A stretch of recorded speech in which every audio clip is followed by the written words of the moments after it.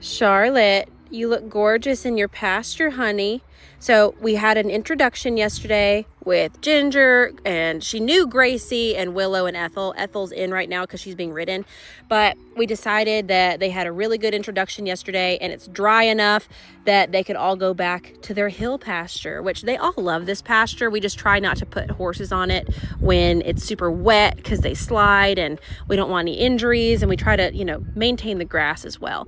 So she is settled in, grazing. I have seen her up there with Willow grazing. So they have a past friendship, and we're going to end up preg checking Willow today. And so if all goes well, maybe they'll be in the mare and foal pasture together next year. Right now, our belief is Charlotte had no fault in her foal passing in the stillbirth of her filly. I've talked with my vets after they've examined the placenta and they've examined the foal, and lots of testing has been done, and nothing could be found wrong or deficient or anything like that with the foal.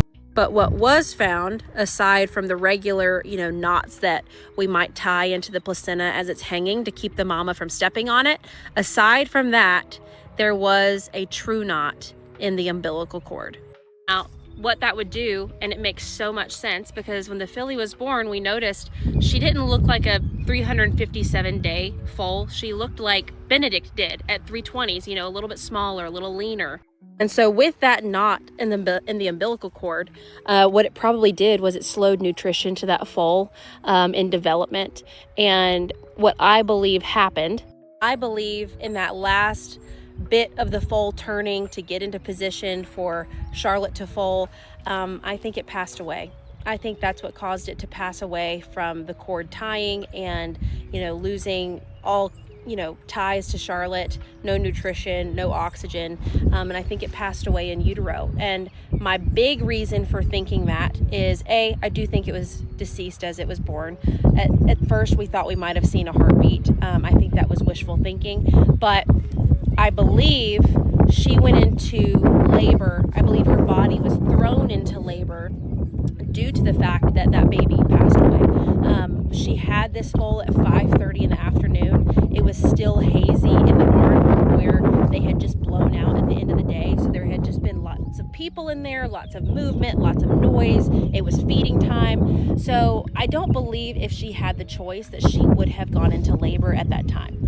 I think that was like the opposite of what Charlotte would have done. And so I think the foal passing is what threw her body into labor, unfortunately. But it also means there's nothing Charlotte could have done. There's nothing we could have done. There's not really a reason for something like this happening. It happens in humans. It happens in all mammals. And it's unfortunate. And it's such, you ask yourself why, but there doesn't really always have to be an answer to why. And with Charlotte, after seeing how well she handled labor, I really believe that she could have a second chance at motherhood. And so we're letting her settle into her pasture, her new stall. But the plan is to try again and hopefully have a better outcome next year. Because there was truly nothing wrong with Charlotte, nothing wrong with foal.